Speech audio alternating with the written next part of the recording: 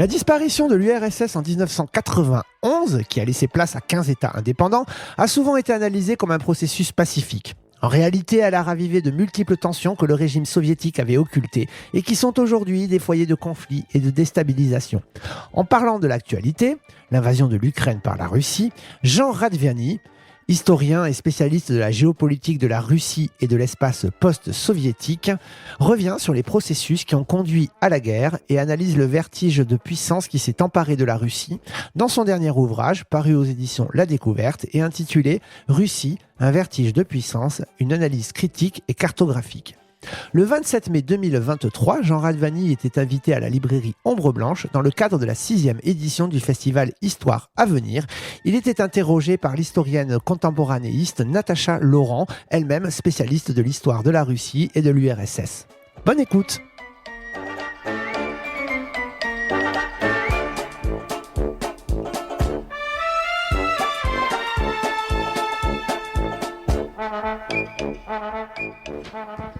Bonjour à toutes et à tous et bienvenue à la librairie Ombre Blanche pour la première rencontre de la demi-journée. Et vous savez que l'Histoire à venir continue jusqu'à demain après-midi, demain soir. Donc gardez de l'énergie aussi pour aller jusqu'au bout.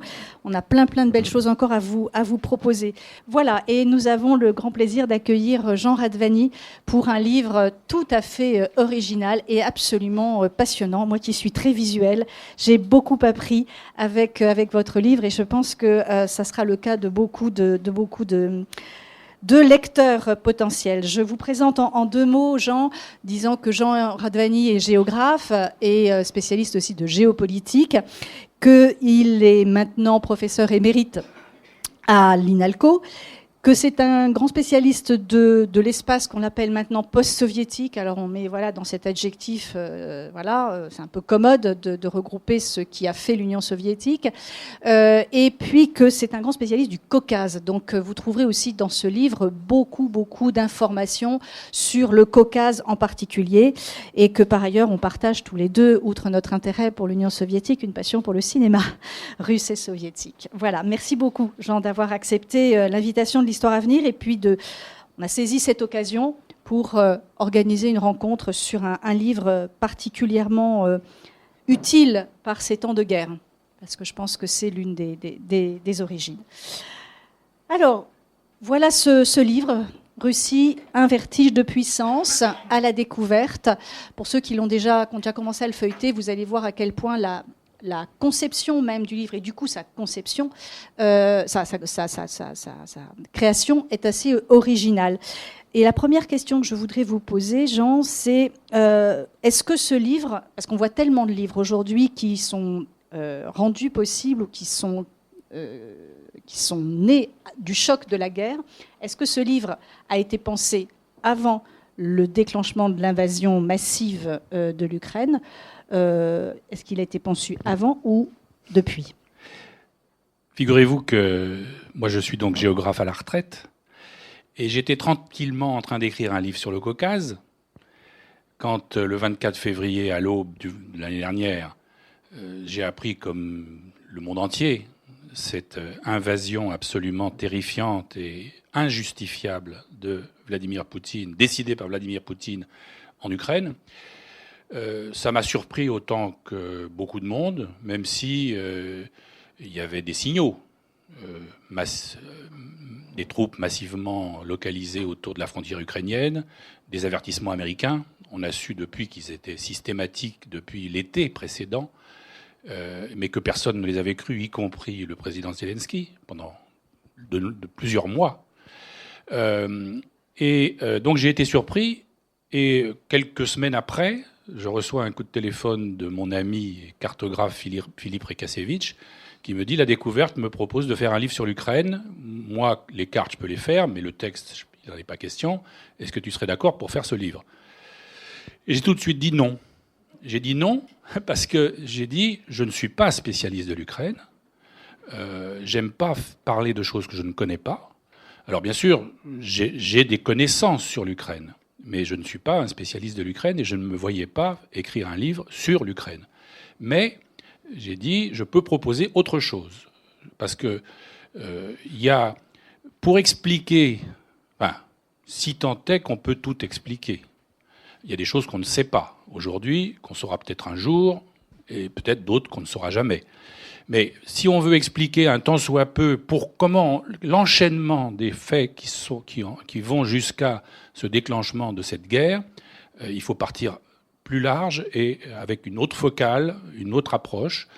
Et donc, j'ai dit, voilà, moi je peux proposer un autre livre, qui est celui qu'on a fait. J'ai proposé un plan, on en a discuté avec Philippe, le cartographe, et on l'a conçu vraiment ensemble. Au départ, parce que il se trouve que moi-même, comme géographe, j'ai toujours fait des cartes, parce que les géographes, ça utilise les cartes. Les cartes sont un élément indispensable à la fois de connaissance, de réflexion et de communication de la recherche géographique et de la science géographique. Et il se trouve qu'avec Philippe Rekasevich, on s'est connus il y a très très longtemps sur un manuel du secondaire. Et ensuite, il était pendant longtemps le cartographe du monde diplomatique. Et on a travaillé ensemble pendant des années. On a conçu l'atlas du monde diplomatique. Moi, j'ai conçu un atlas du Caucase. Et donc, on se connaît depuis très longtemps. Et je savais que ce qu'on pouvait faire ensemble, c'est-à-dire concevoir un ouvrage qui ne soit pas qu'un texte. Il y a une 60aine de cartes. Le texte n'est pas un commentaire des cartes, mais disons que les cartes accompagnent et approfondissent et permettent de comprendre toute une série de choses qui sont dans les textes. Et donc, c'est vraiment un livre de ce point de vue-là, effectivement. Alors, j'ai vu dans certains critiques dans la presse, certains le qualifient d'atlas, ce qu'il n'est pas, à mon point de vue, mais ça peut se discuter. À partir de combien de cartes un livre devient un atlas. Ben voilà comment il a été conçu, ce qui fait que on s'y est mis en avril-mai. Moi, j'ai rendu le texte en septembre. J'ai passé l'été de l'année dernière à écrire, bien sûr. Et voilà comment ça s'est fait. Alors, pour donner un petit peu l'avant-goût au public de ce livre, peut-être dire que, exactement comme vous venez de le dire, le premier chapitre est consacré à l'Ukraine et au choc de l'invasion massive. Voilà, vous partez de là et le premier chapitre et à partir de ce premier chapitre, vous nous proposez à la fois un retour en arrière jusqu'à la période ultra contemporaine pour essayer d'embrasser la globalité finalement des problèmes que posent, des questions que pose la guerre. Je voudrais juste revenir, Jean, si vous le permettez, sur un point, sur la question du dialogue entre les textes et les cartes. Vous dites que les cartes n'illustrent pas. Moi, j'irais même plus loin. Moi, j'avoue que c'est un livre qu'on peut lire de façon tous très différentes. Et c'est ça qui est formidable dans ce livre. C'est-à-dire que vous pouvez le lire de façon classique, du début jusqu'à la fin. Vous pouvez aussi y entrer par une carte, sur un point précis. Moi, ça m'est arrivé de faire ça, et je trouve ça formidable comme expérience, parce que du coup, vous allez vers le texte après, mais vous entrez, et ça, c'est le privilège des géographes quand même. C'est quand même quelque chose de... Et c'est pour ça que quand vous dites que vous avez fait le plan, quand vous faites le plan, ok, le plan de l'ouvrage, vous avez déjà des idées de cartes ? Comment ça se passe, ça ? Bien sûr. Vous savez, j'ai travaillé avec Philippe pendant 30 ans. Donc, j'ai une grande habitude. Et en plus, quand on travaille pour le monde diplomatique, c'est-à-dire un mensuel, on est dans l'actualité, on est donc toujours dans ce rapport de la carte, pas juste comme un objet en soi, mais comme un objet signifiant qui permet d'appréhender une problématique, que ce soit une problématique large ou une problématique sur une région très particulière où il se passe des choses, sur des événements. Et il faut que la carte, et c'est à ça qu'on s'est toujours attaché, il faut que sur la carte, on voit, presque en mouvement, je dirais, les éléments importants de l'actualité, y compris. J'ajoute une chose, parce qu'on a eu hier, il y avait une table ronde sur l'évolution de la cartographie. Il y a plein de types de cartes. Il y a ce qu'on appelle l'infographie. C'est autre chose. C'est aussi de la carte, mais parce que ça représente de l'espace sur une page. Mais c'est des documents très simplifiés qui peuvent être plus faciles à lire pour une partie des lecteurs. Moi, je les trouve trop simplifiés. Là-dessus, on est avec Philippe Rekasevich, on est d'accord sur le fait que, pour nous, les cartes doivent être précises. Et c'est important parce que souvent, dans l'infographie, je pense en particulier Russie, Ukraine, Caucase, vous mettez les tubes n'importe où. Vous mettez les voies ferrées, elles passent plus ou moins là où elles sont, mais plus ou moins, ça compte. Quand il y a un conflit, Quand vous vous disputez des frontières, le fait que la route soit d'un côté de la frontière ou de l'autre, ou que la voie ferrée passe d'un côté ou de l'autre. En 91, quand l'URSS éclate, l'Ukraine devient indépendante, et tout de suite, dès 91, le président de l'époque dit « tout ce qui touche à notre souveraineté, c'est fondamental, et donc il n'est pas question qu'on laisse une parcelle de souveraineté à nos voisins ». Il se trouve que la grande ligne de chemin de fer Moscou, Rostov, sur le Don, Sotchi, en fait, du fait des décisions historiques russes, passe sur plusieurs centaines de kilomètres par l'Ukraine. Et les Ukrainiens, tout de suite, disent ce segment de la voie ferrée principale Moscou, Rostov, Krasnodar, Sotchi, on la contrôle. Et je dis à mes étudiants, attention, si vous allez à Sotchi en train, il faut avoir un visa ukrainien. Et j'ai une de mes doctorantes qui s'est fait avoir, qui se retrouve dans le train de nuit à la frontière ukrainienne. Vous avez un visa ukrainien? Non. Française, hein? Sortez. Restez en Russie. Donc, l'infographie, ça, alors moi, sur mes cartes, la voie ferrée, elle passe là où elle est. Et voilà. Donc ce genre de choses, c'est notre conception aussi. Et c'est pour ça qu'effectivement, quand on regarde les cartes, on apprend déjà un certain nombre de choses. Évidemment, après, pour... Mais ce que je veux dire, c'est que c'est presque un jeu de découvrir. Enfin, moi, j'aime bien faire cet exercice-là aussi, c'est de découvrir avant le texte, de lire la carte de façon la plus attentive possible pour essayer de construire soi-même, déjà de comprendre ce que vous allez nous montrer. Et ensuite, on peut aller vers le texte. Je ne sais pas si... Oui, ça, je crois que chaque lecteur a son choix. Il y a ceux qui préfèrent le texte. C'est drôle parce que le débat hier sur les cartes chinoises, les cartes chinoises, au départ, c'est surtout du texte. Et il y a la partie cartographique comme nous on la conçoit, c'est-à-dire des lignes, des itinéraires, etc. C'était pas leur problème principal parce que quand ils voyageaient, ils partaient avec des textes. Donc voilà. Faites comme oui, vous préférez. Oui, et puis ça, on peut changer aussi. Enfin, je veux dire, on peut jouer avec cette double entrée. Bien sûr. Ce que j'espère, c'est que le lecteur du livre regardera à la fois les cartes et les textes. Ben oui, c'est ça. Mais c'est tout l'intérêt. C'est le dialogue entre les deux. C'est voilà. Le dialogue entre les deux, bien sûr. Alors, avant, parce que Jean a fait une petite sélection de cartes qu'on va déplier, qu'on va vous montrer à l'écran, et puis sur lesquelles il va réagir et nous montrer comment il travaille. Mais avant ça, on peut peut-être s'attaquer quand même essayer de s'attaquer aux gros morceaux, aux très gros morceaux que l'on comprend vraiment bien en vous lisant et en lisant ces cartes aussi. C'est que l'une des grandes spécificités de ce territoire, de l'ex-Union soviétique, qui était aussi une spécificité de l'Empire russe, c'est cet ensemble multiethnique.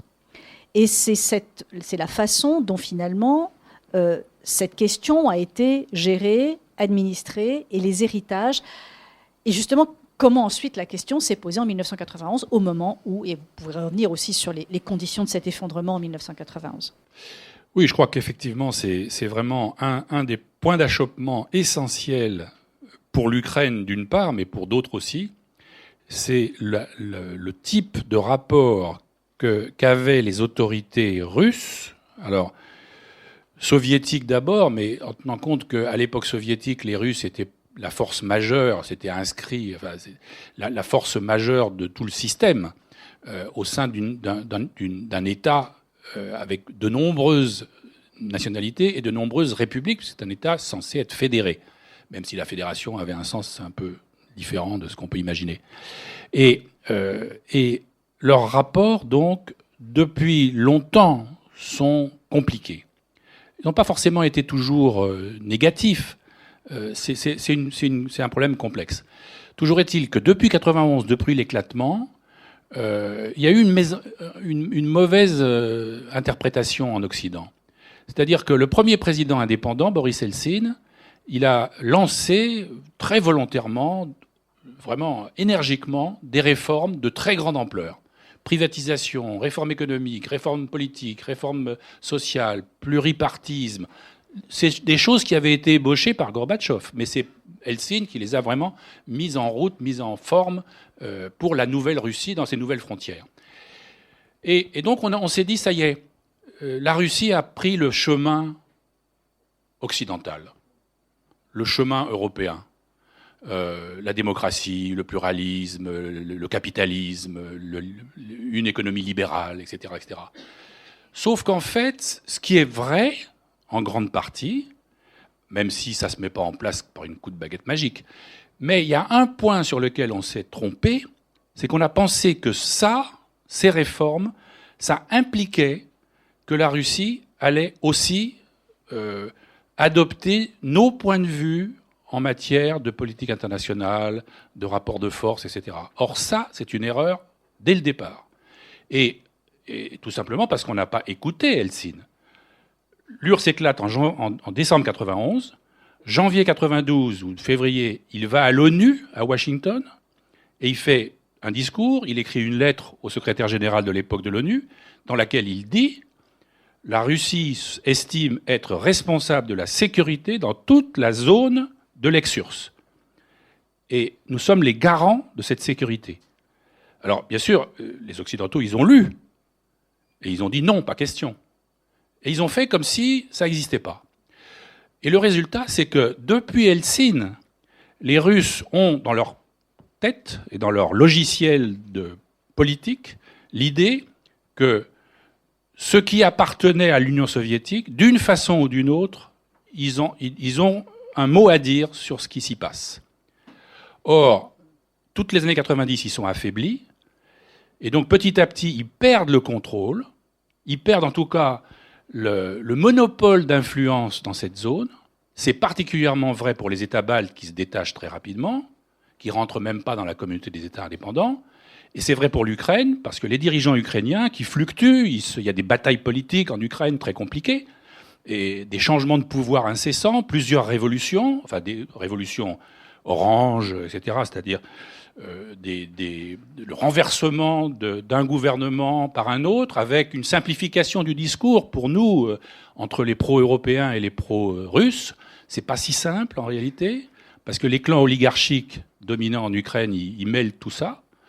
Mais en tout cas, on voit petit à petit apparaître quelque chose qui est l'incapacité des nouveaux dirigeants russes, c'est vrai pour Helsinki, ça va être vrai pour Poutine, d'avoir une politique équilibrée vis-à-vis de tous ces nouveaux États. Ils n'y arrivent pas. Et s'ils n'y arrivent pas, c'est pas juste parce qu'ils ne veulent pas. C'est parce que dans leur mode de pensée, il y a quelque chose qui ne correspond pas du tout à notre façon de voir les choses. Et je crois que là, ça vaut le coup de montrer la première carte. Alors, je ne sais pas ce que vous voyez de là où vous êtes. C'est une carte assez classique de la formation du territoire ukrainien. Une carte qui a beaucoup été montrée, qu'on voit un peu partout. Vous voyez, je suppose, le vert. Le vert, c'est l'Ukraine, la première Ukraine soviétique. Donc, dans les années 20, telle qu'elle est dessinée dans les années 20. Vous voyez qu'il y a plusieurs parties qui ne sont pas dans cette première république soviétique socialiste d'Ukraine. Il y a, d'une part, à l'ouest, toutes les régions qui sont en vert clair, qui vont être incorporées à l'Ukraine juste avant ou juste après la Seconde Guerre mondiale. Ça, c'est les choix staliniens. Staline, il fait de la politique, c'est un géostratège, vous allez comprendre ce que j'entends par là. Et il y a une question aussi déjà de mémoire historique. L'idée, il n'y a pas que les Russes qui ont ça, les Chinois aussi. Ce qui un jour a appartenu à l'Empire doit revenir à l'Empire. Et donc, des régions qui ont été à un moment donné dans l'Empire tsariste, attention, avant 14, toute la Pologne, toute la Finlande font partie de l'Empire. Qu'est-ce que dit Staline, lui? Il prend les régions polonaises, qui étaient polonaises avant la guerre, Galicie, il prend la Bucovine, nord de la Roumanie. Il se trouve que la Roumanie, comme la Hongrie, font partie des puissances de l'Axe pendant la guerre, alliés des Allemands. Et donc, en 1939, pacte germano-soviétique, puis après la victoire, 1945, il récupère ces terres, il ajoute la Ruthénie, stratégiques. Le seuil d'Oujgorod, c'est des cols qui permettent le plus facilement possible de passer des plaines ukrainiennes aux plaines du Danube. C'est par là que vont passer tous les oléoducs, tous les gazoducs d'après les années 60. Il voit loin, Staline, il meurt en 1953. Et il ajoute aussi ça, le sud de la Moldavie, qui était moldave, il les prend à la Roumanie, mais au lieu de les donner à la Moldavie qui existe comme république, il les donne à l'Ukraine. Pourquoi ?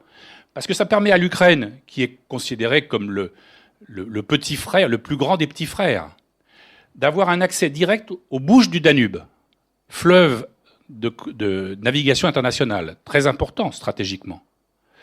Donc, voilà, il y a toute cette période stalinienne, et ensuite, Khrouchtchev, il ajoute une petite dose de géostratégie. 1954, il offre à l'Ukraine un territoire qui était auparavant, faisait partie de la République de Russie, la Crimée, qui en fait n'a jamais été... Alors, les historiens ukrainiens disent c'est à nous de toute éternité. Les Russes disent c'est à nous de toute éternité. Il ne faut pas exagérer. C'était ottoman. C'était des turcophones sous la tutelle de l'Empire ottoman. Alors avant, évidemment, il y a les Grecs, il y a les Byzantins, etc. Mais en tout cas, ça a été ukrainien un peu de temps et russe un peu plus longtemps, 2 siècles et demi. Pourquoi il met la Crimée en Ukraine ? Il y a à la fois des raisons...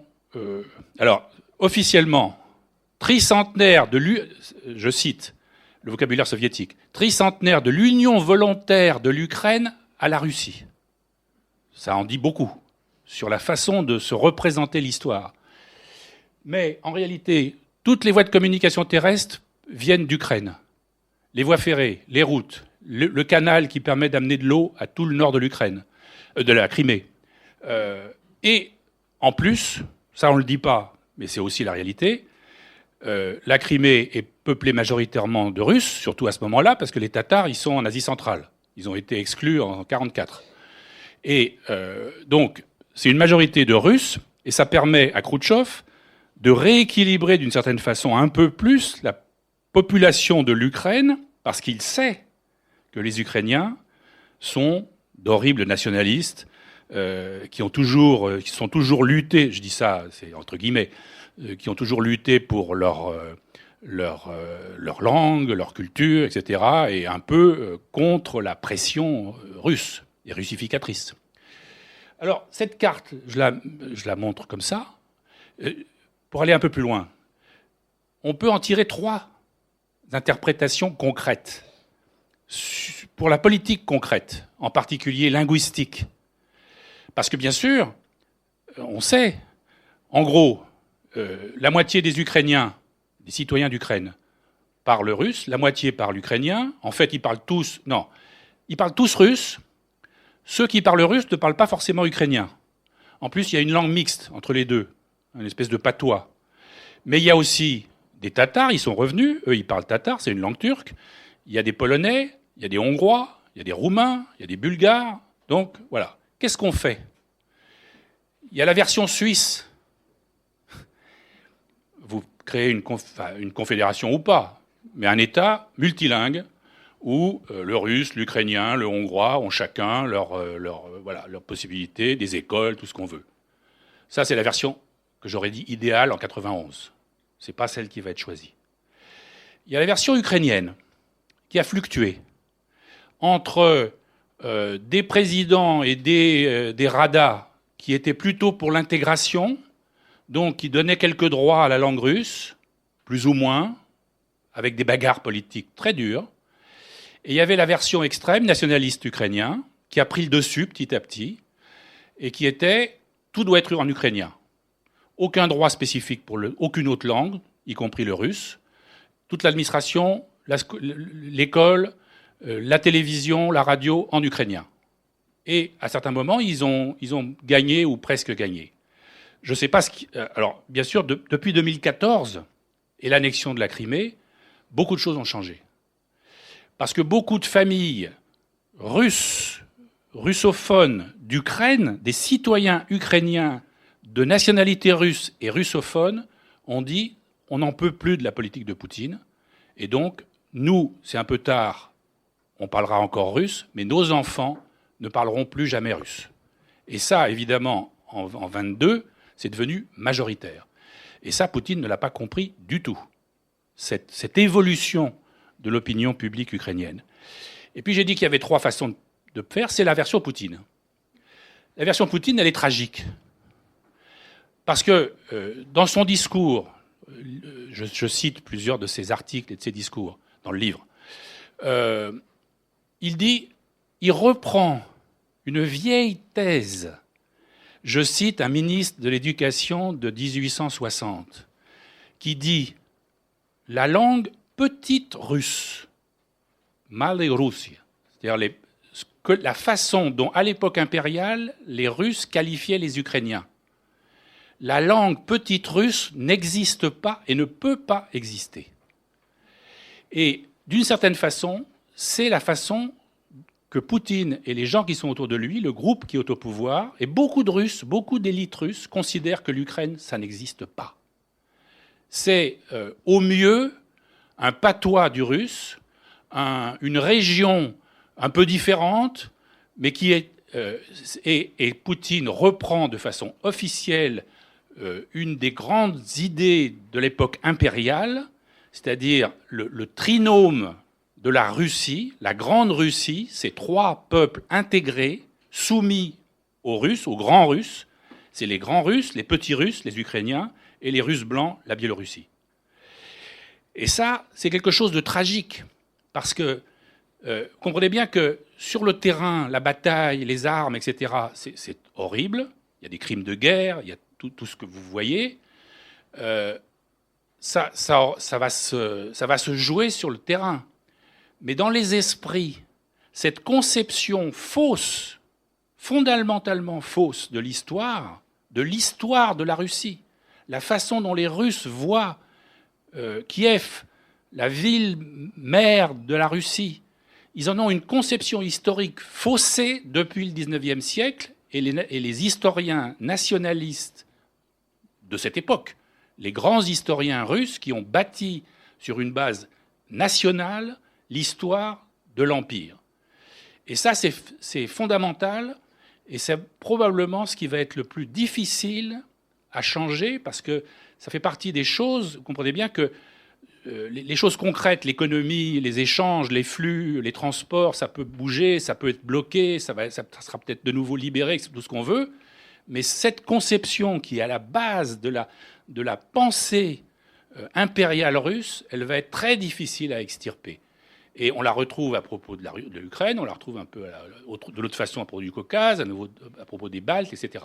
Et ça va être très difficile. Alors, avant de passer à la carte suivante, est-ce que, Jean, vous pourriez nous parler de cette petite bande orange, parce que c'est passionnant comme cas, c'est un cas très particulier, que l'on appelle la Transnistrie, parce il y a beaucoup de choses à en dire.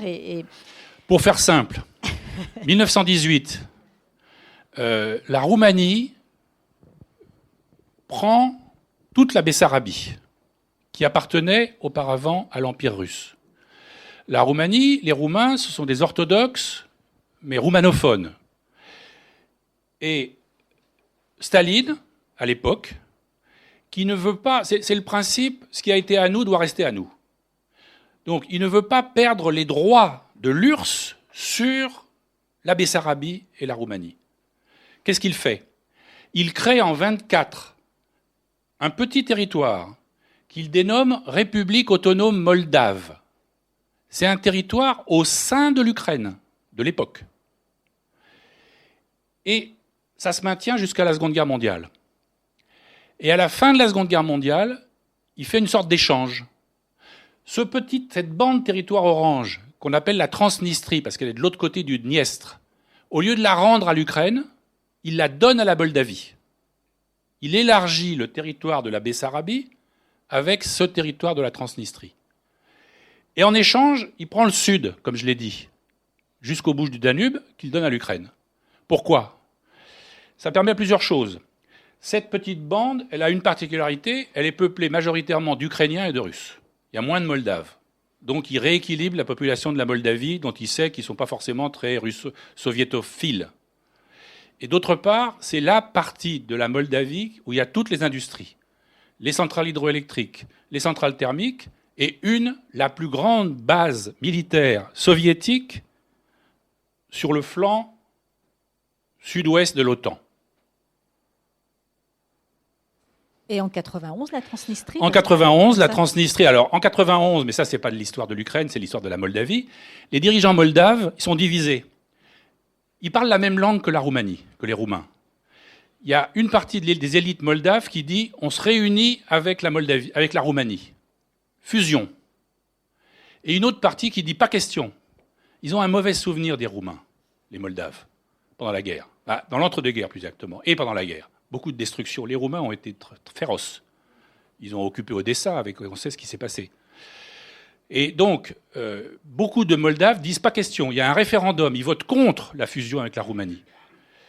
Mais les gens de Transnistrie disent on ne veut absolument pas passer au sein de la Roumanie. Et ils font sécession. Et Eltsine, c'est à l'époque d'Eltsine, aide la sécession, comme il l'a fait au Caucase. Il a aidé à la sécession du Karabakh, de l'Ossétie du Sud, de l'Abkhazie.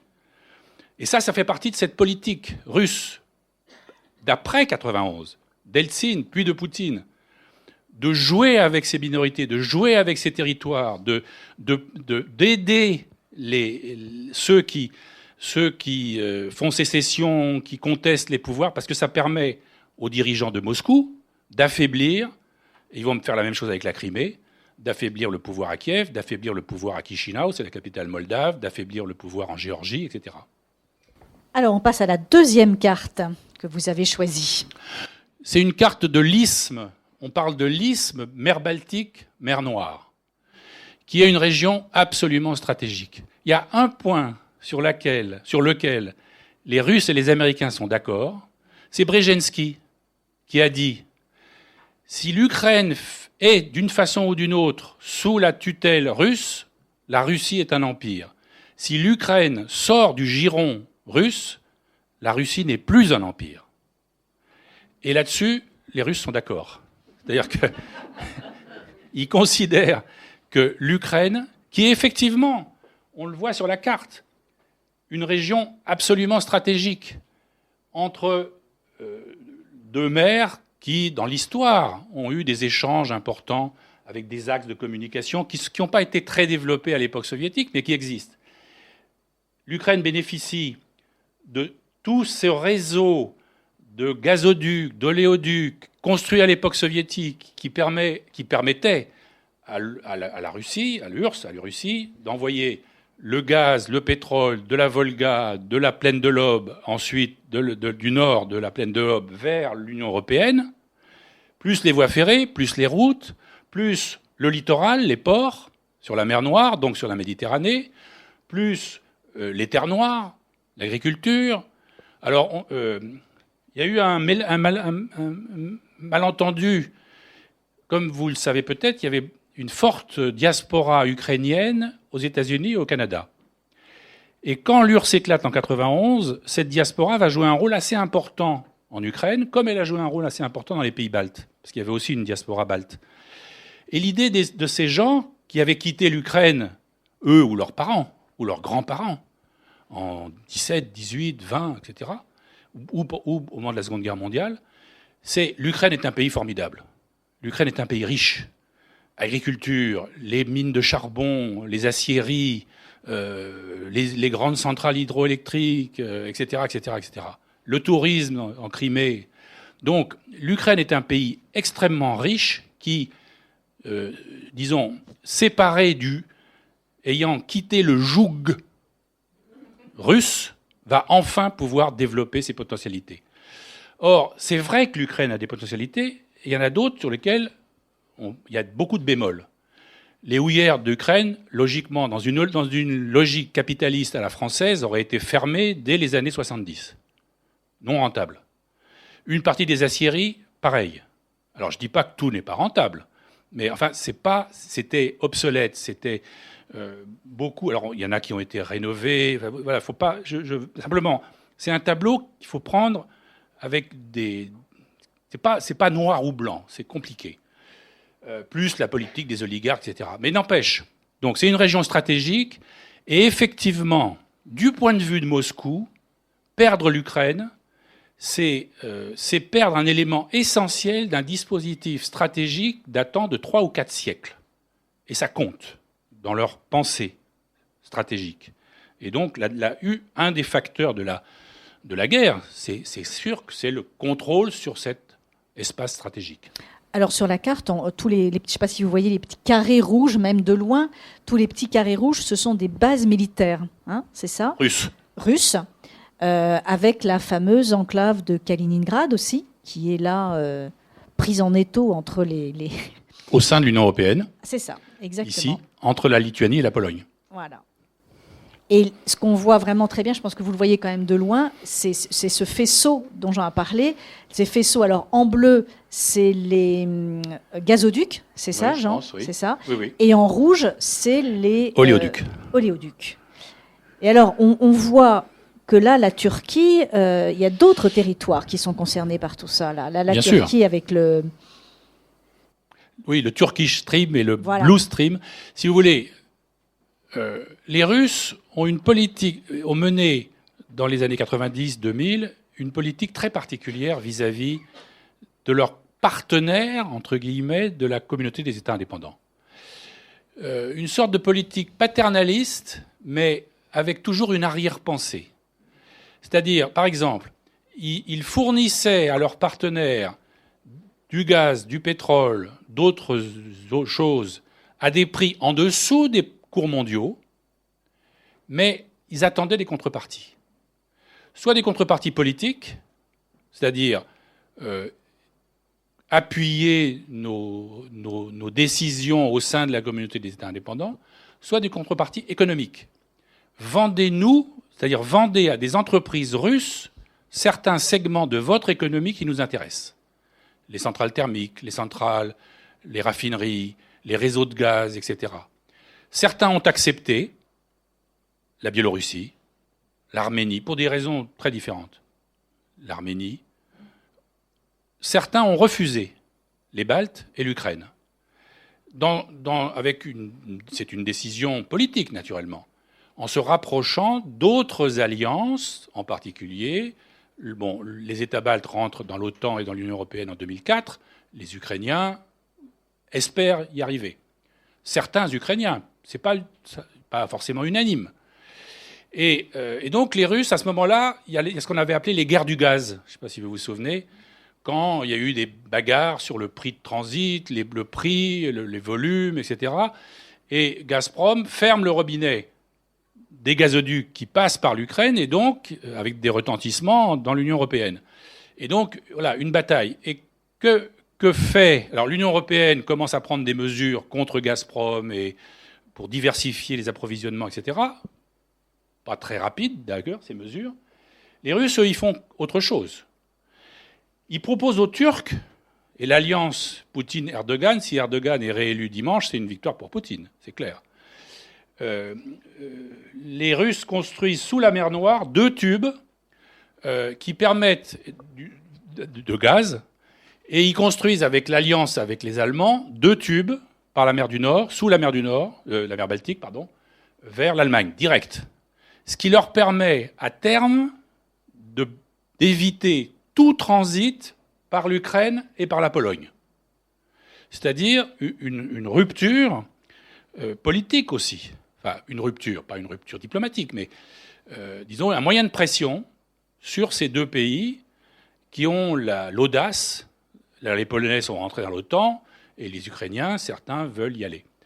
Voilà, donc ça fait partie aussi de cette géostratégie de Poutine et ces tubes, ils rentrent en fonction, sauf Nord Stream 2, puis alors maintenant, évidemment, on est dans une autre configuration. Alors, avant de passer à la 3e carte, peut-être rappeler, parce que tout le monde n'a pas forcément ça en tête, ce qu'était la CEI, cette fameuse communauté des États indépendants, parce que ça a joué un rôle très important.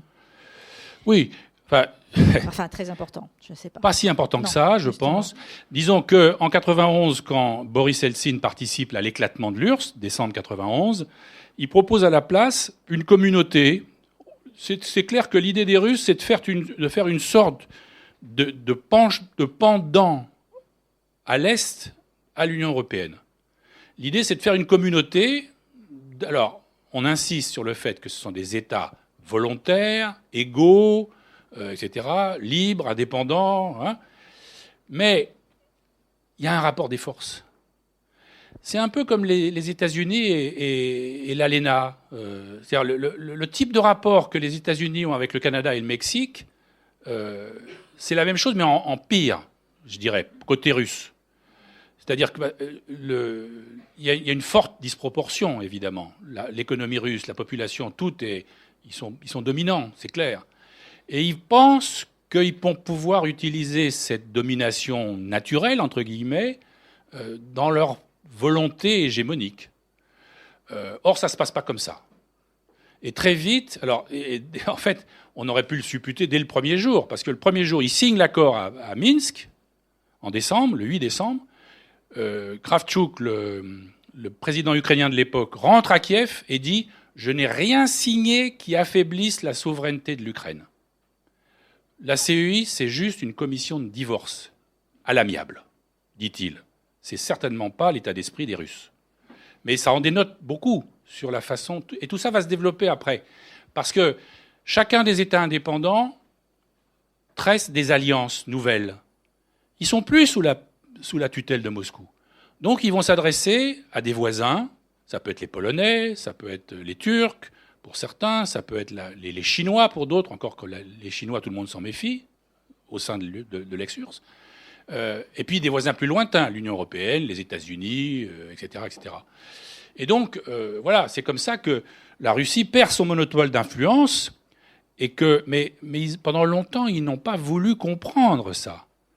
Et ils ont poussé le bouchon souvent très loin, justement en soutenant des mouvements sécessionnistes, en soutenant de façon... Enfin, ils ne sont pas les seuls. Hein. Franchement, il faut toujours... J'ai essayé dans le livre, toujours quand même essayer de sortir de ça, de ce territoire et de ces exemples pour penser à ce que nous, on a fait ailleurs, à ce que les Américains font ailleurs. Sauf que eux, ils ont tendance à faire la même chose en encore pire.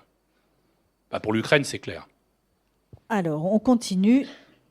4e carte sélectionnée, l'Organisation de coopération de Shanghai. Là, on passe à un autre niveau.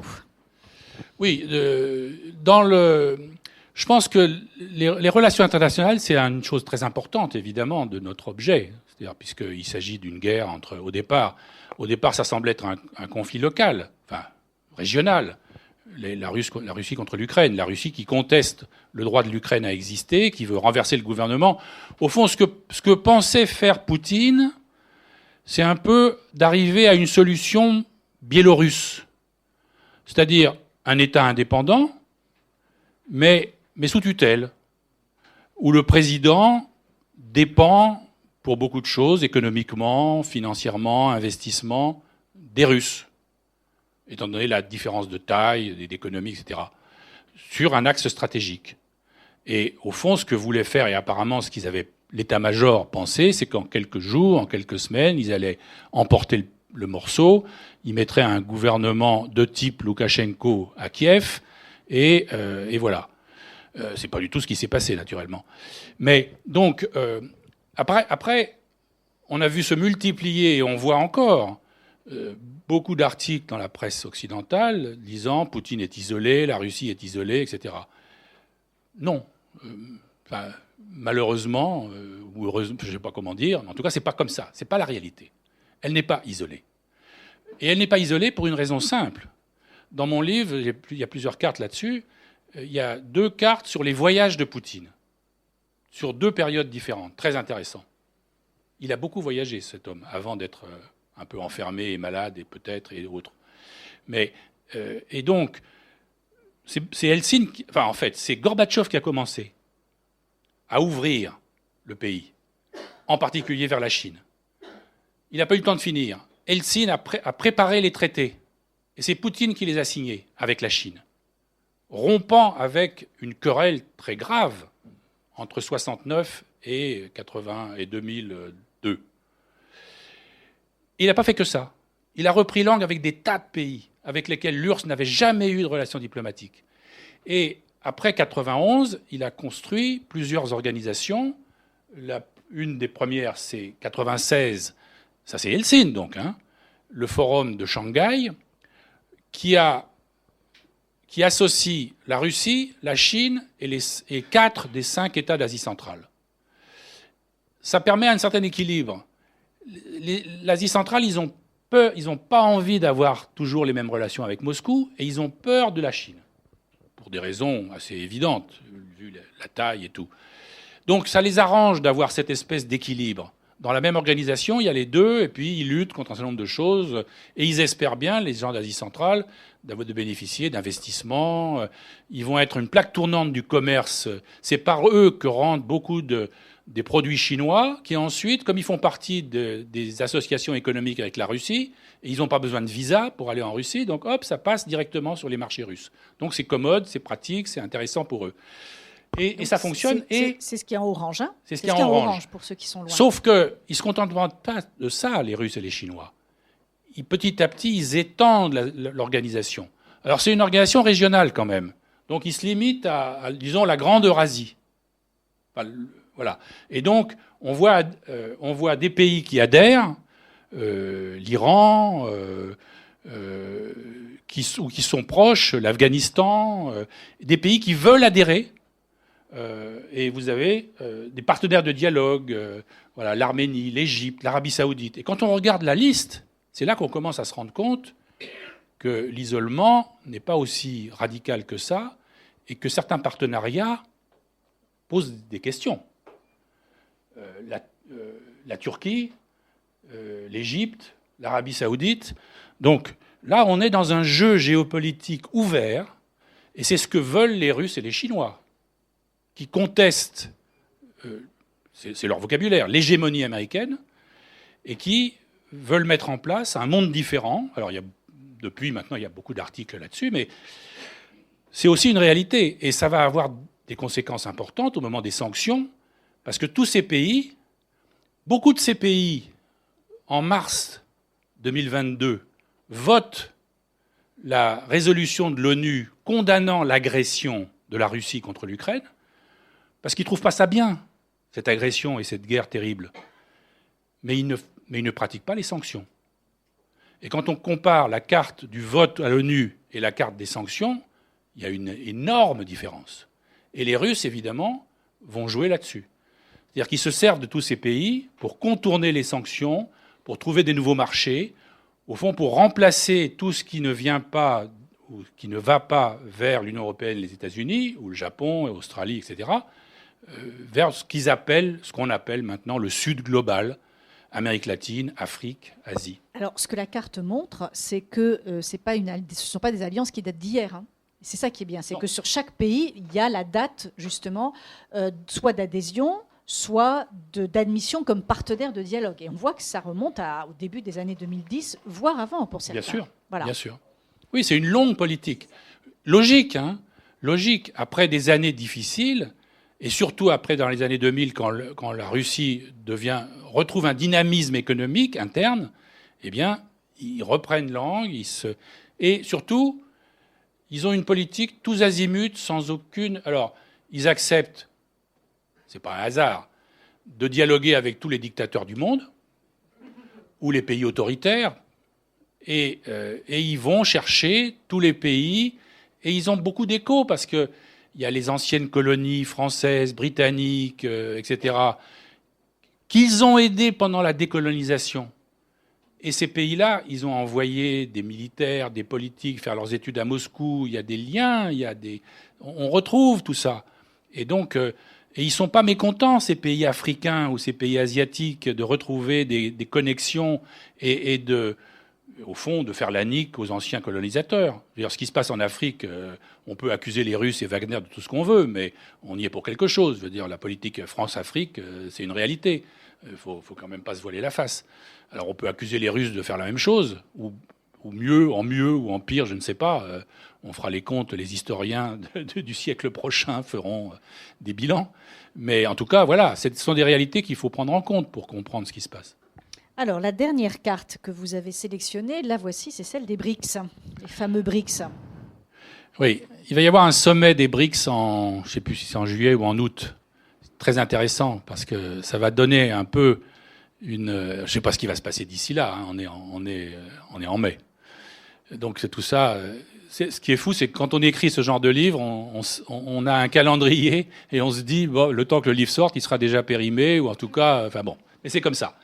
Les BRICS, c'est un truc formidable. Enfin, moi, j'avais été fasciné depuis longtemps, et à l'époque, quand ça a commencé, 2009, donc sous Poutine, enfin sous Medvedev, c'est Medvedev qui a lancé le truc au départ. Mais enfin bon, c'était Poutine. Il était Premier ministre, mais c'est lui qui tenait les choses. L'idée de réunir dans une même organisation Brésil, Russie, Inde, Chine, et ensuite, dans un deuxième temps, mais assez rapidement, Afrique du Sud. C'est une idée formidable. Alors, l'idée, ce qui est extraordinaire, c'est un expert de Goldman Sachs qui avait repéré, et c'est l'aveuglement de nos puissances occidentales, qui font, vous vous rappelez, G7, le forum des pays les plus riches de la planète. Et lui, il avait repéré que quand on suivait les courbes, population, PIB, dynamisme, il y avait quelques pays qui n'avaient jamais été dans le G7 et qui sortaient du lot. C'était les puissances en devenir du Sud, qu'on n'invitait pas. Et les Russes ont eu cette idée brillante, on va se réunir. Et on va faire une organisation qui va être d'une certaine façon un anti-G7. Alors ils ont commencé à 4, puis à 5, et ensuite ils font chaque année une réunion annuelle dans un des 5 pays, en invitant chacun des responsables de ce pays, invite ses amis, ses partenaires du continent. Et on a mis ça en carte. Et c'est formidable. Parce qu'on voit les réseaux, cette dynamique de réseau du Sud. Alors bien sûr, entre-temps, le G7 est devenu G8 pendant quelques années, ils ont quand même invité la Russie. Mais ça n'a pas duré. Ça n'a pas duré pour des raisons objectives. Il y a eu la guerre en Tchétchénie, il y a eu plusieurs choses comme ça. Et puis il y a eu la Crimée, 2014. À ce moment-là, on a exclu la Russie du G8, qui est redevenu G7. Mais ce qui est fascinant, c'est de voir l'ensemble des liens qui ont été constitués et qui, réunion après réunion, ils s'invitent et ils s'organisent. Il y a une banque, ils sont en train de créer un organisme de notation. Alors la banque, elle est comme par hasard, elle est en Chine, évidemment. Parce que c'est les Chinois, du point de vue financier, c'est les Russes qui ont eu l'idée politique, et c'est les Chinois qui sont, évidemment, la puissance économique de cette affaire. Mais tout le monde y trouve son compte. Et évidemment, quand on regarde cette carte, alors il y a une autre carte dans le livre qui est, en 2019, Poutine a organisé un sommet africain à Sotchi. Il a réuni un nombre, et il n'a pas... C'est là qu'on voit quand même l'astuce des Russes. Il n'a pas fait ça tout seul. Il s'est dit, comment j'organise ça? Ça n'avait jamais été fait. Je vais prendre un partenaire. Et il ne prend pas n'importe qui comme partenaire.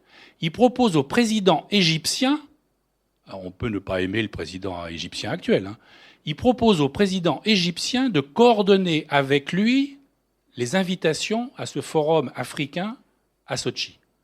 Résultat, pratiquement tous les pays africains sont présents, une grande partie par leur président ou leur Premier ministre, et les autres par des ministres importants. C'est-à-dire un sommet comme nous, la France, on n'a jamais pu le faire, et comme les Américains n'y arrivent pas. Et en principe, ils doivent se réunir pour une deuxième fois cet été. On va voir. On va voir deux choses. La prochaine réunion du BRICS, c'est en Afrique du Sud. Poutine est invité. On ne sait pas s'il ira. En principe, l'Afrique du Sud a signé le protocole vous savez, d'accusation de crimes, etc. C'est clair qu'ils ne vont pas l'arrêter. Mais enfin, voilà, on ne sait pas. On ne sait pas si Poutine va y aller ou pas, mais il est invité. Et il y aura le sommet africain, en Russie, deuxième. C'est là qu'on va se rendre compte aussi de l'évolution du rapport des forces, indépendamment de ce qui se passe sur le terrain, parce qu'évidemment, ça compte beaucoup le terrain.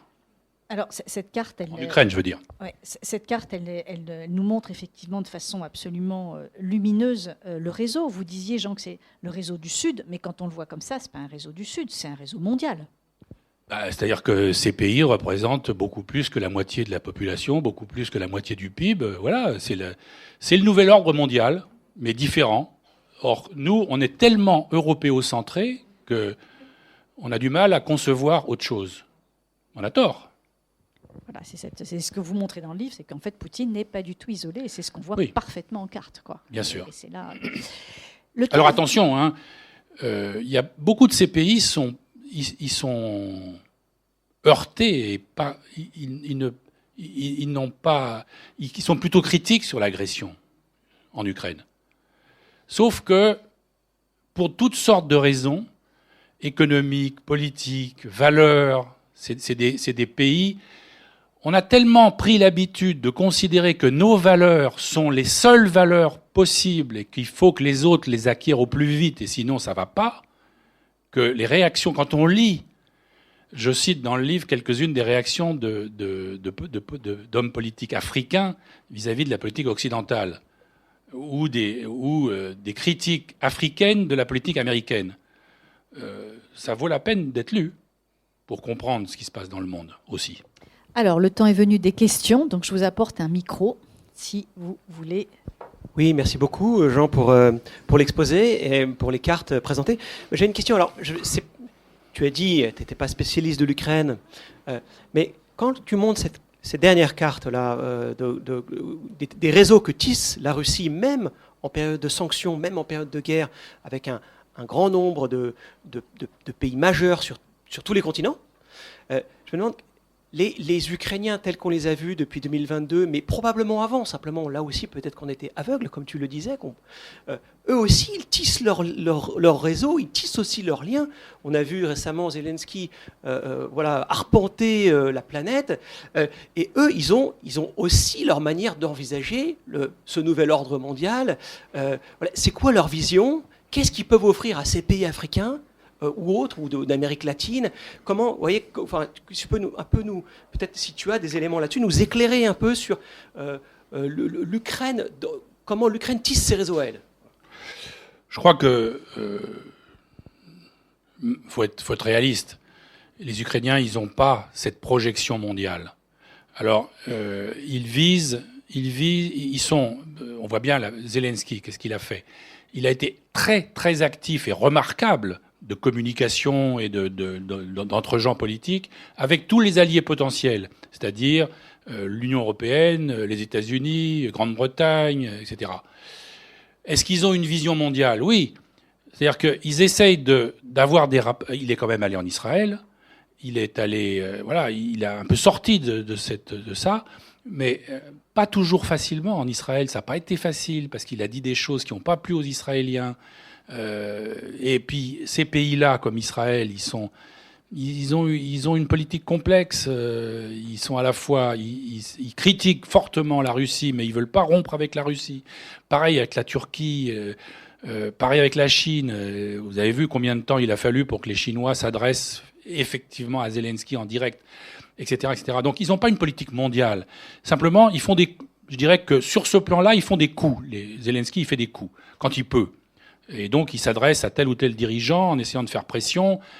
Mais c'est surtout autour de l'Ukraine, je dirais quand même. Il n'y a pas c'est logique. La Russie a toujours eu une politique, enfin toujours, depuis le XVIIIe, XIXe siècle, il y a une politique mondiale de la Russie. C'est pas le cas de l'Ukraine. Oui, bonjour.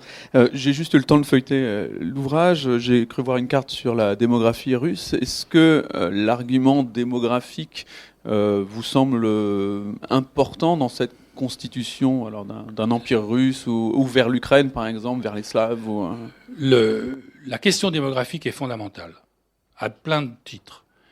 Parce qu'il y a une crise démographique profonde en Russie. On la connaissait déjà depuis avant, mais elle est accentuée par le Covid. Probablement, quand on aura les chiffres définitifs, la Russie est un des pays qui a le plus souffert. Ils ont masqué les choses, plus ou moins. Mais on aura les chiffres. Probablement, c'est un des pays où ils ont le plus eu de victimes du Covid. pour toutes sortes de raisons, mauvaise organisation sanitaire, politique comme en France, politique bizarre du point de vue médiatique, l'Église qui a joué un rôle incroyable contre les vaccins, etc. Beaucoup d'évêques, de pop contre les vaccins, etc. Enfin, un truc de fou. Et il y a ça, plus la guerre, plus l'émigration. Des centaines de milliers de jeunes, donc futurs pères, qui ont quitté la Russie. Donc ils vont se retrouver dans une situation démographique épouvantable. À la fois, ça va avoir marqué pour les recrues, les soldats, plus le travail, les spécialistes, etc., etc. Donc ça, c'est fondamental. Ce qui explique aussi, à la marge, la façon dont ils essaient de récupérer des habitants en Ukraine, de faire venir... Parce qu'en 2014, quand il y a eu la première sécession des régions de Donbass oriental, la guerre a commencé à ce moment-là, en fait, réellement. Il y a eu des combats de 2014 à 2022, il y avait des combats en Ukraine orientale. Et une partie de la population a fui, certains vers l'Ukraine ou ailleurs, d'autres vers la Russie. Et pour les Russes, c'est important. Il y a plusieurs centaines de milliers d'Ukrainiens, d'anciens citoyens ukrainiens qui sont allés se réfugier en Russie. Et ça, c'était pain béni pour la démographie russe. Sauf que ça ne suffira pas. Donc cette question démographique, elle est vraiment fondamentale. En plus, il y a ça avec l'histoire des enfants. Bon. Mais d'où vient la fascination pour la Russie? La Russie, c'est le plus grand pays du monde. Oui, c'est le plus grand pays du monde au niveau superficie, indéniable. C'est un pays où le PIB par habitant est de, je crois, 400 €. Bon, est-ce que vous ne pensez pas que la fascination de l'Occident, c'est simplement une fascination économique? Quand vous regardez en Russie la faiblesse de l'économie, qui ne tient finalement qu'à l'exploitation de matières premières, pétrole, gaz et minerais. Hein, c'est ça la Russie. Vous avez un voisin chinois qui est très industrialisé, qui est finalement très, très productif. En Russie, qu'est-ce qu'ils ont comme industrie? Ils n'ont pas d'industrie en Russie, je suis désolé. À part pour faire des fusées à Mach 6, mais à part ça. Alors je ne dirais pas qu'ils n'ont pas d'industrie.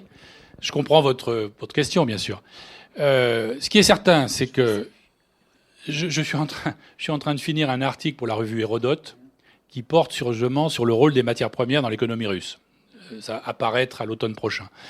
C'est clair qu'ils ont trop souvent reposé sur leur richesse naturelle. Et ils ont raté le tournant de la nouvelle industrie. Je ne dirais pas qu'ils n'ont pas d'industrie. Ils ont de l'industrie lourde, ils ont des industries de première transformation. Oui, enfin anciennes, ils ont quand même renouvelé certaines choses. Enfin bon, mais c'est sûr qu'ils sont pas à la hauteur des marchés mondiaux et ils sont pas concurrentiels dans la plupart des domaines, sauf quelques-uns, nucléaires, certains types d'armements, etc. Mais je suis d'accord sur ce bilan. En même temps, il faut faire attention parce que ils peuvent vivre comme ça. Ils ont les matières premières, ils les ont et elles vont compter. Donc ils vivront peut-être un peu plus pauvrement que nous, mais ils ont l'habitude. Enfin, voilà, il faut mesurer les choses. C'est pas un argument politique, si vous voulez. C'est pas un argument suffisant pour dire la Russie va s'effondrer, etc. Si elle s'effondre, c'est pas par l'économie, à mon avis.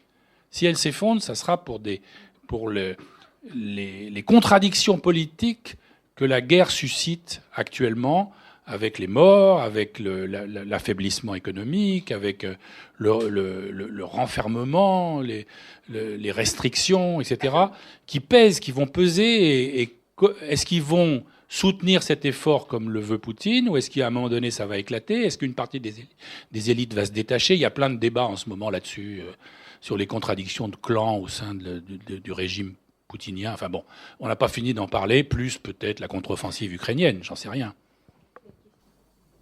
Oui, bonjour. Pour en revenir à la guerre en Ukraine, j'avais une question en deux volets. Est-ce que vous, connaissant la Russie comme vous la connaissez, est-ce que vous pensez qu'il y avait moyen d'éviter cette guerre, notamment en ce qui concerne l'Europe? Et comment vous voyez une possible sortie de cette guerre? Puisque, voilà, c'est la question facile. Hein, c'est la question facile, voilà. Alors, est-ce qu'on pouvait l'éviter? Je fais partie des gens qui n'y croyaient pas. Parce que c'est pas rationnel. Parce que je pense que ça va à l'encontre des intérêts à long terme de la Russie. Sauf que, et c'est ce que j'essaye d'expliquer dans le livre, il y a un syndrome ukrainien de Poutine lui-même, personnellement. On dit, c'est Karadankos qui dit ça, qu'il lit beaucoup, qu'il adore l'histoire, etc. Sauf que, je ne sais pas si elle s'en est rendue compte ou pas, elle a fait un peu de mea culpa. Il a une vision tellement bizarre de l'histoire de son pays dont j'ai expliqué les fondements. C'est-à-dire, il est complètement intégré dans l'histoire patriotique russe telle qu'elle est conçue depuis le 19e siècle. Du coup, il fait fausse route. Il est complètement à côté de la plaque réelle, de la réalité. Mais en même temps, il y a ça. Et puis il y a le fait qu'il s'est imaginé, je pense, ça, je crois que c'est comme ça qu'on peut le dire, qu'il allait être le quatrième grand tsar bâtisseur de la Russie. Catherine II, Pierre le Grand, Staline. Alors, ce n'est pas des personnages équivalents, mais enfin, voilà. Et Poutine, nouveau rassembleur des terres russes. Il a commencé par la Crimée, et voilà. Et ça, c'est terrible, bien sûr. Alors, est-ce qu'on pouvait l'éviter ? L'Union européenne, certainement pas. On est tellement divisés, malheureusement. Enfin, c'est comme ça. Et je comprends les Baltes, les Polonais. Ils ont une relation historique à la Russie, à Moscou, à Saint-Pétersbourg. Regardez l'histoire et on comprend pourquoi ils ont peur. On peut comprendre. Après, la peur, elle se construit aussi. Je le cite dans le livre et je le montrais à mes étudiants. La BBC avait fait un docu-fiction extraordinaire qui s'appelle In the War Room, dans la chambre de guerre.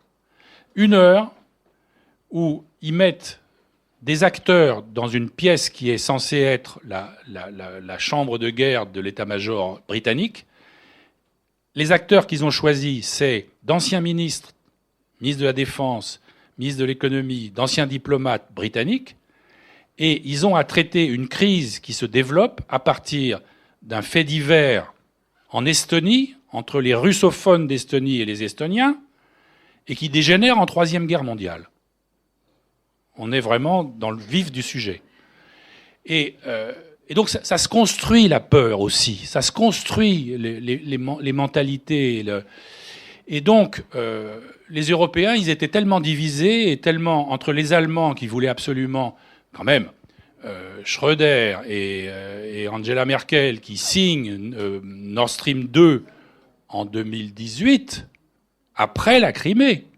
Donc, voilà, les intérêts économiques passent d'abord. Et maintenant, attention, hein, ils vont se trouver en grande difficulté. Parce que, OK, le gaz liquéfié américain, tout ce qu'on veut, ne sont pas les mêmes prix et ils vont perdre en compétitivité. Et on voit déjà des usines de Volkswagen qui vont s'installer au Canada. Hésitation sur la politique, sauf que c'est ce que j'essaye aussi de dire. Parce qu'il y a des gens qui disent, de toute façon, Poutine, c'est un mec du KGB, donc de toute façon, c'est un mauvais, donc, etc., etc. Bush a été directeur du FBI pendant les pires années de l'Amérique latine. Alors attention quand même. Hein. C'est pas que je veux mettre les deux en parallèle. Ils n'ont pas fait la même chose, naturellement. Enfin, les Américains en Irak, c'est quand même... Hein. Donc, mais ça veut dire qu'il faut... on a hésité sur la façon de traiter Poutine, sans doute. Est-ce qu'on aurait pu faire autrement ? Peut-être. Oui, plus ferme. Il n'y a pas beaucoup de gens qui ont osé dire à Poutine de façon frontale un certain nombre de choses, effectivement. Si on l'avait fait plus régulièrement, peut-être ça aurait donné la même chose. Je ne suis pas sûr, d'ailleurs, en fait. J'en sais rien.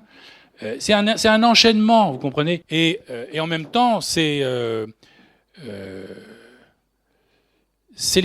y a aussi des pressions américaines. J'ai lu un livre formidable sur la fin de la guerre froide. Il y a une chercheuse américaine qui a fait un livre extraordinaire sur les négociations entre les Américains, les Allemands et Gorbatchev sur la fin de la guerre froide. Et c'est remarquable. Et on se rend compte la façon dont chacun avance ses pions. Et elle dit, on a gagné la guerre froide, les Américains, mais en fait, les présidents américains, ils en voulaient encore plus. Ça fait partie des données du problème. Oui, j'ai une question de géopolitique française ou de géopolitique parisienne. Vous avez travaillé longtemps avec votre cartographe au monde diplomatique. J'ai dépouillé les 5 dernières années de ce mensuel. On n'y était plus. Un seul. Ah non, mais je ne vous adresse pas un reproche.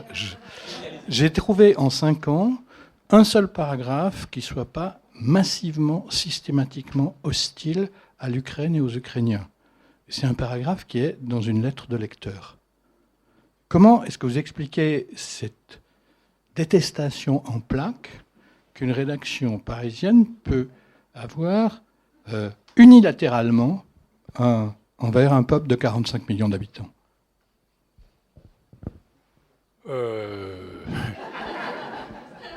J'avoue que votre question me surprend, c'est intéressant. J'ai des éléments, enfin, je ne sais pas. Hein, ça fait un moment que je n'ai plus écrit dans le Monde Diplôme. C'est pas tellement que c'est pas moi qui ai voulu, c'est comme ça. Et Philippe Rekasevitch l'a quitté il y a encore plus longtemps. Il y a un problème. En France, et pas seulement. On ne connaît pas l'Ukraine. On ne connaît pas son histoire et on ne connaît pas grand-chose. Ça, c'est une première chose. 2, le nationalisme ukrainien est détestable. Je le pense profondément. Il a été volontiers pro-nazi. Alors attention, hein, c'était pendant la Seconde Guerre mondiale. Ça laisse des traces quand même. Il y a des traces. Et alors, dès qu'ils ont compris, parce que quand ils sont engagés dans le rapport avec l'Union européenne, les dirigeants ukrainiens, y compris les dirigeants de ces mouvements-là, ont compris que ce n'était pas une bonne carte.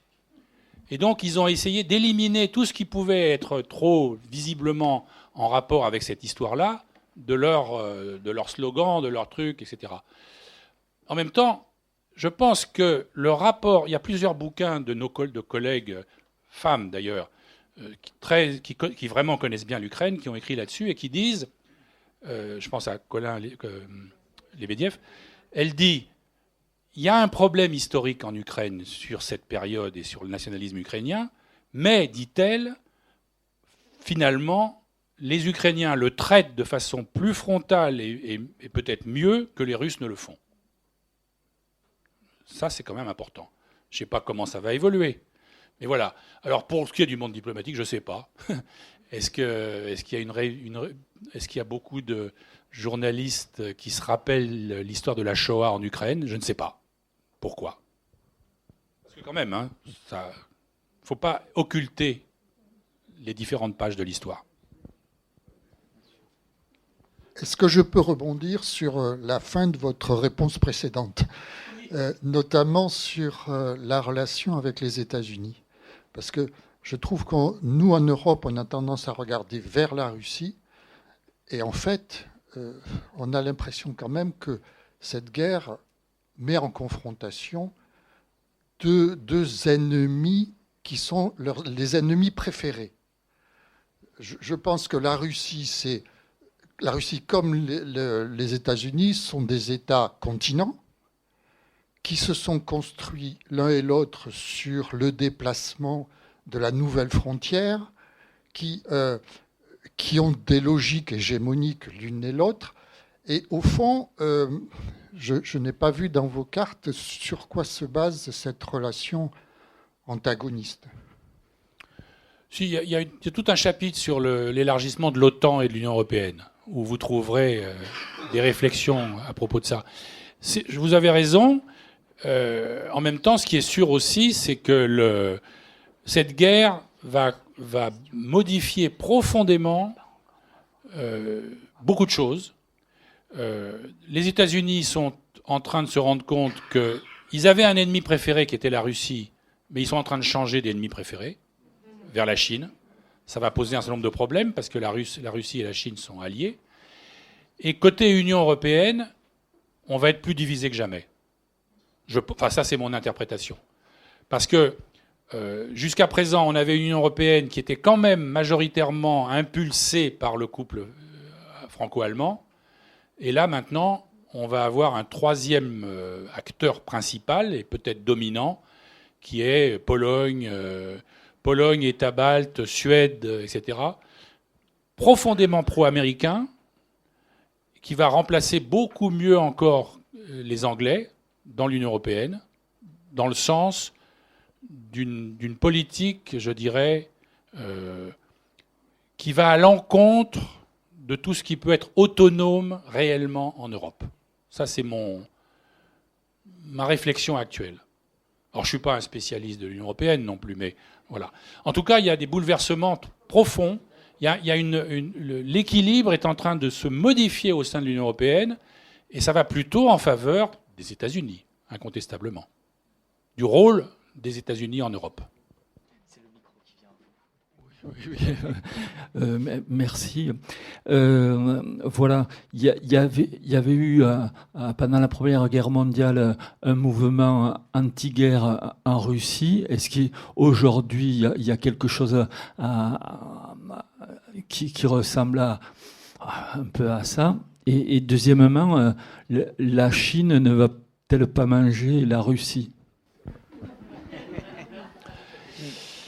Alors, sur la première question, je dirais malheureusement, c'est pas apparent. Il y a bien, si vous voulez, je ne parle pas de la Première Guerre mondiale ni de la Seconde, c'est encore autre chose. Mais pendant la guerre tchétchène, il y avait les mères de soldats, etc., qui ont joué un rôle très important, mais qui ont été dissous, considérés comme agents de l'étranger, etc. Alors, c'est pas que ça n'existe pas. Les mères qui perdent des fils, ça existe et elles peuvent jouer un rôle, mais enfin elles ne sont pas organisées. Donc il n'y a pratiquement pas de mouvement anti-guerre. Enfin, si, à l'étranger. Le FAS. Oui, mais oui. En Russie, il y a quand même des mouvements clandestins. Il y a des mouvements clandestins, mais enfin quand même. Mouvement féministe anti-guerre, il existe quand même. Ça existe. 120 villes quand même. Oui, ça existe, mais c'est tellement. Voilà. Malheureusement, c'est tellement... Parce que pendant la guerre tchétchène, ils étaient publics. Il y a une grande différence. Donc, ils existent, mais ils sont tellement réduits que... Voilà. Mais ils peuvent effectivement, je suis d'accord, hein, ils peuvent ressurgir et ça peut jouer un rôle à un moment donné. Mais c'est quand même, y compris dans pratiquement tous les partis. Alors, évidemment, il y a des partis qui disent plus rien ou qui sont sabordés. Enfin, et beaucoup sont partis à l'étranger. Sur la deuxième question... les Russes savent, ils sont conscients de ça. Et donc, effectivement, ils deviennent un partenaire junior d'une Chine conquérante et beaucoup plus puissante et beaucoup plus dynamique. Est-ce qu'ils vont... Pour l'instant, ça fait longtemps qu'ils le savent. Et ça fait longtemps qu'ils jouent, ils procèdent à ce rapprochement en connaissance de cause. Moi, j'ai discuté avec des dirigeants sibériens. Je peux vous dire que eux, ils disent, mais vous vous rendez pas compte, vous êtes de l'autre côté de l'Europe, mais nous, on est à la frontière, on sait ce que ça veut dire. Donc, ils sont parfaitement conscients. Pour l'instant, ils considèrent qu'ils y ont intérêt. Et effectivement, sans doute, ils y ont intérêt. Économiquement, politiquement, voilà. Avant de terminer, moi je voudrais juste sur la question qui a été posée sur pourquoi notre aveuglement à l'égard de l'Ukraine, il y a tout ce que Jean a dit, je voudrais quand même rappeler aussi que on a tous été aveugles, et on le sait maintenant, parce qu'il y a quand même eu des réseaux d'influence poutiniens incroyablement efficaces en France et en Europe, auprès de différents groupes politiques, de sensibilité politique, des groupes sociaux, des associations, etc. Et que les Russes ont une très grande expérience de la propagande et de la politique d'influence. Donc je pense que c'est aussi une des explications qu'on peut ajouter à la longue liste que Jean a dressée avec vous. On va s'arrêter là. Merci infiniment, Jean, pour ce magnifique livre, donc prêt à dédicacer.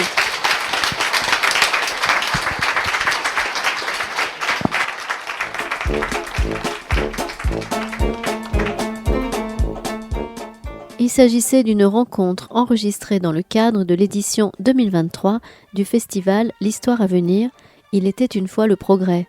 Festival d'histoire et de sciences humaines et sociales co-conçu par l'Université Toulouse-Jean Jaurès, la librairie Ombre Blanche, le Théâtre Garonne et les éditions Anacarsis. Réalisation et mise en onde, Radio Radio.